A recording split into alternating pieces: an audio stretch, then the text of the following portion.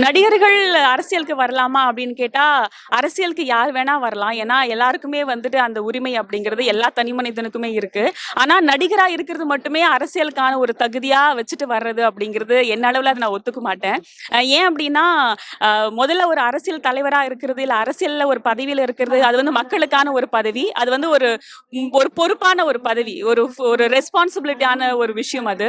அதனால அதுல வரும்போது ஒண்ணு மக்களோட களத்துல இருந்து மக்களுடைய தேவைகள் என்ன, அவங்க என்ன மாதிரியான ஒரு வாழ்வியல் சூழல்ல இருக்கிறாங்க, அவங்களுக்கு என்னெல்லாம் தேவை அப்படிங்கிற ஒரு விஷயத்த நம்ம வந்து புரிஞ்சுட்டு அதுக்கப்புறமா அவங்க அரசியலுக்கு வராங்க அப்படின்னா அது நிச்சயமா வரவேற்கிறது. ஆனா அதை விட்டுட்டு எதுவுமே தெரியாம நீங்க வந்து ஒரு சொஃபஸ்டிகேஷனான ஒரு இடத்துல வந்து சொஃபஸ்டிகேட்டடா இருந்துட்டு அப்படியே இந்த இடத்துல வந்துட்டு நான் இதுக்கு இவ்வளோ காலம் வந்து ஆண்டுட்டு இருக்கிறவங்களை வந்து விமர்சனம் பண்றதோ இல்ல ஒரு டைம் கூட களத்துல நின்று மக்களுக்காக வந்து போராடாம இல்ல மக்களுடைய வாழ்வியல் விஷயங்களை பத்தி யோசிக்காம சிந்திக்காம வந்து டைரக்டா வந்து நான் வந்து ஒரு தலைவன் ஆவேன் அப்படிங்கிறது வந்து அது வந்து சரியில்லை அப்படின்னு நினைக்கிறேன். ஏன்னா தலைவனுக்கு உண்டான ஒரு பொறுப்பு அப்படிங்கிறது ரொம்ப முக்கியமான ஒரு பொறுப்பு. அதுல வந்து முதல்ல அந்த களத்துல இருக்கிற மக்களை புரிஞ்சுக்கிறது அப்படிங்கிறது ஒரு அடிப்படையான ஒரு தகுதி. அந்த ஒரு தகுதியை வளர்த்துட்டு அவங்க வரும்போது அது நிச்சயமா சரியா இருக்கும். இல்லை அப்படின்னா ஒருவேளை வளர்த்துட்டு அதுக்கப்புறமா அவங்க அரசியலுக்கு வரும்போது அது சரியா இருக்கும் அப்படின்னு நான் நினைக்கிறேன்.